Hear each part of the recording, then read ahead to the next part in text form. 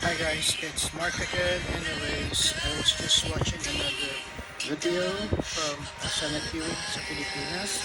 It involves yung kasambahay na allegedly binugbog ng pamilya na amo niya na to the extent na nabulag niya basically ang pares niyang mata and eventually bleeding so bad na agad din binigyan. Anyways, during the hearing, syempre, alam mo na, hindi mo sa inaano, pero mostly, mababa na napag-aralan ng pobre. So, may kinakukonfuse sa mga tanong, sa mga reactions. Yung mag-asawa naman, supposedly, nagtitinda lang sila, naglalako yung naghahango, tapos binibenta yung mga gulay, so, according to them. Pero, dumating sa hearing, may kasama apat na abogado for both of them mula sa isang law firm. I mean, 10,000 pesos na babayad mo according to them sa apat na abogado ng isang law firm. 2,500 pesos lang papayag ang isang abogado. I know some lawyers who would charge like 20,000-30,000 para lang sa isang hearing. Tapos sa iyo nyo, ganun kabigat na kaso na ang tawag dito na alam na lahat ng tao papayag na 10,000 ang ibayad sa kanila. So, incredible. Kaya nga, yung mga sagot niya yung dami ng babae po, talaga, yung mga nasasagot siya, pero may dependent siya dahil hindi pa siguro siya masyadong na turuan yung kanilang mga abogado sa tamang pagsagot. Then, for sure, dapat yan bago sila hinanap sa hearing na yan. Guided na sila kung ano pa paano pagsagot, kung paano pagsabi. Kita mo nga, nag-iyak ko one time si Senator Estrada, si Jinggoy na parang parang sinabay niya yata yung isang abogado.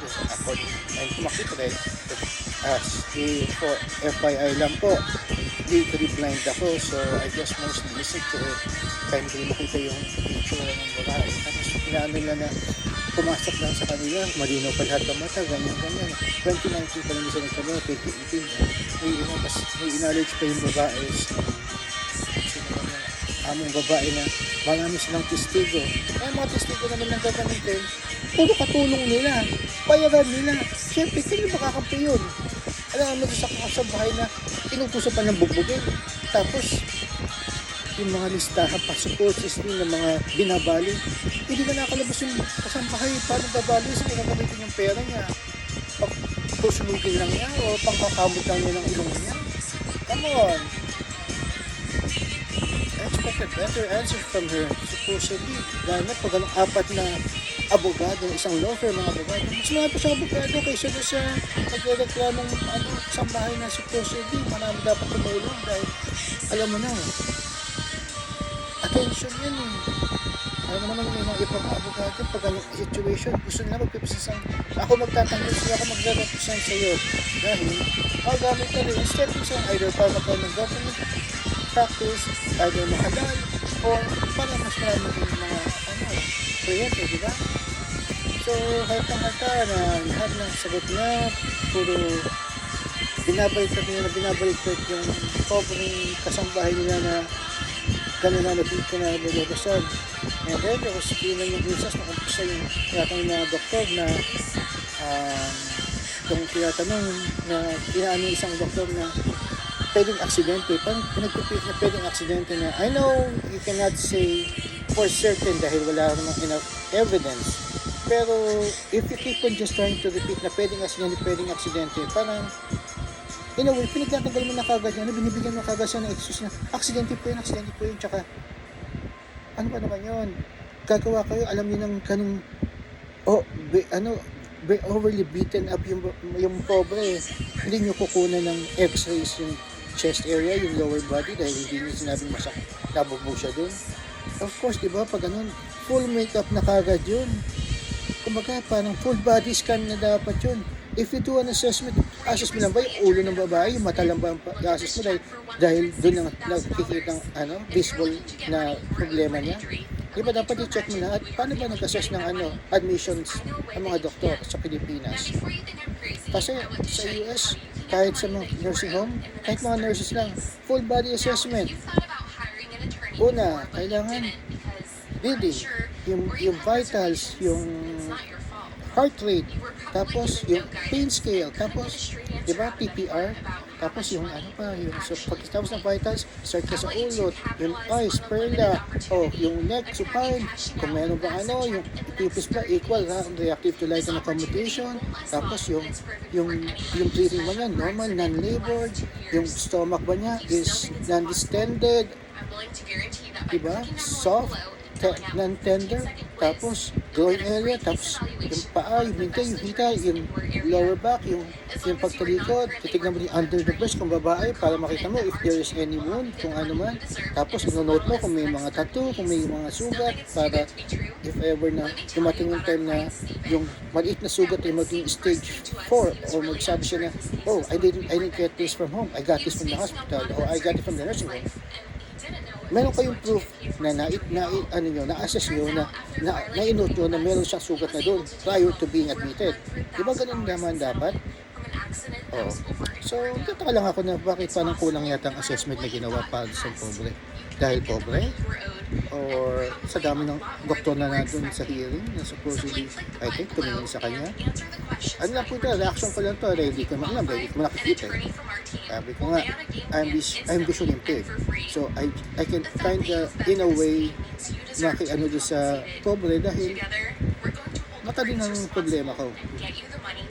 Pero hindi ang mata problema sa akin. So, anyways, yun nga. Tapos yung mga ano pa niya na pati yung dito yung pulis na babae na sinasabi niya, dinuro siya, tapos natin ako, yung beses lang. Siyempre, hindi naman po sa inano, pero siyempre, pag ganun, kahit naman siguro sino, hindi sanay sa ganun mga line of questioning, malilito, hindi mo naman mabibilang kung yung beses ka bang ano. So ba, pag halos everyday, nakakatanggap ka ng severe beating mula sa iba't ibang tao, sa mga kasama sa sambahay, sa amo mong babae, amo mo lalaki, sa amo mong mga anak mong yung pamilya na yun. Bibilangin pa ba ako? Oh, dito binugbog ako. Dito binatukan ako. Dito pinalo ako si tulong sa likod. Dito ni ano, di ba? Siyempre hindi na. Alam lang, oh, binugbog ako, tinamaan ako. Tapos siyempre, yung alam babae, hindi lang kamag-anak. Siyempre, siguro, hindi mo kamag-anak. Pero, paano kung close friend mo na like affinity, since hindi kayo, even through affinity. Pero, how would we know? How would anybody know? Kayo na nakakalam mo, di ba? Kanina yan mga questions lang yan pwedeng tinatanong ng ibang tao kagaya ko, ng kaliwang tao. Kaya mahirap yung situation ng pobre na parang ano siya, yung sa kanya lang nagkatayo yung No Man is an Island, pero sa kanya parang she's an island on her own. Masyado siya maraming kalaban doon. Para patuloy malabas talaga na pag mahirap ka, you're guilty until proven innocent. Pag mayaman ka, you're innocent until proven innocent. Diba? Tsaka sasabihin mo, kayo nakita nyo lang sa naghanap lang kayo, tapos nakuha nyo kagad ng 10,000. Siguro sana ako din makahanap ng ganang abogado, no? Pag may kaso, kung magkakaso. Kasi may kilala ako, kakilala ng may kaso yung kakilala ng abogado, malaki pa rin ang binabayad. Kada hearing pa halos yata nagbabayad, hindi lang ako na reactions. So, yun lang nga. Ngayon akong iba mga kahit yung mga simpleng mga paperworks lang, umaabot pa ng tens, hundreds of thousands of pesos ang bayad. Dahil trabaho nila yun eh. Dahil sabi nga ni Senator Jinggoy, pro bono ba yan? Hindi naman pro bono, Senator Jinggoy yata yung sabi nga, pro bono, hindi man daw pro bono. 10,000?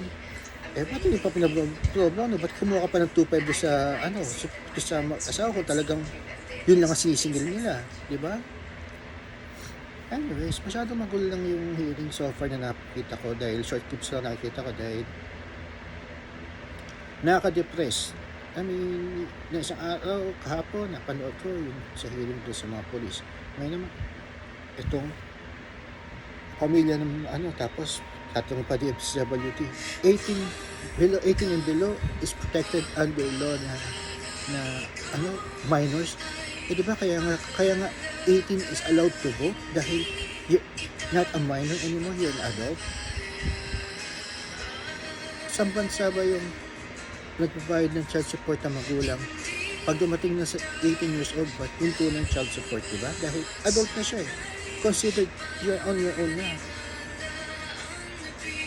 So, yun nga. Parang, ano, tapos, hindi daw pumatay yung dahil nasa nag-aaral, dahil bilang minus na pinano pa nung, I think, member ng DSWD or something. Pero, yun nga, I understand. Siguro, totoo nga yun na pag 18 below, pero hindi pa, pinagpipiran nga noon ng mga senador na bababaan na age of, ng mga minors na nakakasakot sa mga kaso na I think from 2 to 12 years old or something like that. I don't know if it pushed to or not. Pero yun, di ba, ganong edad noon? So, kung yun, willing sila na ibaba ang edad ng 12 years old, eh bakit yan na dahil hindi namatay, dahil hindi ganun ka-sensationalize pa yata yung kaso, is protected by law? Ano ba yung double standard ba ang batas talaga sa Pilipinas? Huwag naman sana. Mawali mo kayo sa mga mahirap. Diba? Wala na nga siguro na pag-aral ng pobre, kaya nga napita siya magtrabaho bilang kasambahay. Hindi nga siya sahuran, ay pa pala, isang tungkol sa allegedly listahan ng mga binabalin ng LV. If ikaw ang amo, papayag ka ba na kasambahay din papa niya ang magagawa ng listahan, siya maglilista? Ano yun? Kung magkaibigan sila, pwede niyang gayain na walang utang, hindi bumabali, walang lista. Come on now, simple logic. Kapayag ka ba na ikaw madaya? Siyempre ikaw mandadaya, tapos hindi nga dinalad, supposedly nasa trabahay. Parang, ano yun, tumalon yung sinasabi niyang 7,000 na siningin niya doon sa TV na wala doon sa news na may ganun na ledger, kundi nasa previous ledgers. Wow, galing niyo naman, nahulaan niyo na mababasag yung TV in advance, kaya binawas niyo in advance. Parang pinagawa lang kayo siguro ng enough na background story dun sa 20,000 pinito ibigay siguro para manahimik yung babae na unfortunately hindi gumana para sa inyo. So anyways, if ever makapalito, if ever you want to watch that video, I think it's from the Senate Committee on Justice. It's very documentary yata yun. Like I said, I cannot see anymore and I don't recognize his voice. I haven't been watching any of his committees before. Hindi ko nakita even from the previous Congress. So sana nga, mabigyan na ng katulungan yung pobre.